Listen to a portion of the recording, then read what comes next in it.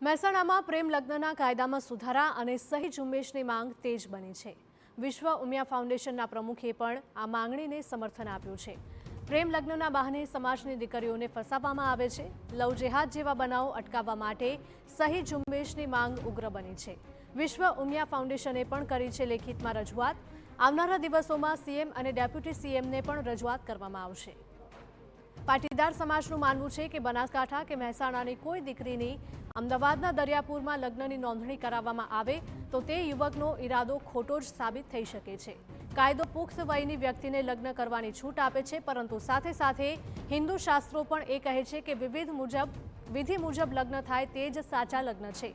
જો કે પાટીદાર સમાજ આ મુદ્દે સરકારની દખલગીરી કરીને કાયદામાં સુધારો કરવામાં આવે તેવી પણ માંગ કરી રહ્યું છે।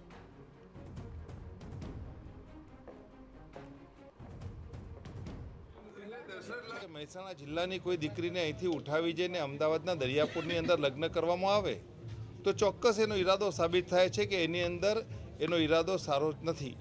આવા સંજોગોની અંદર દરેક વ્યક્તિ, દરેક મા બાપ પોતાની દીકરીના સારા ભવિષ્યની ચિંતા કરીને એના લગ્ન સારી જગ્યા પર થાય એ પ્રકારની અપેક્ષા રાખતી હોય છે।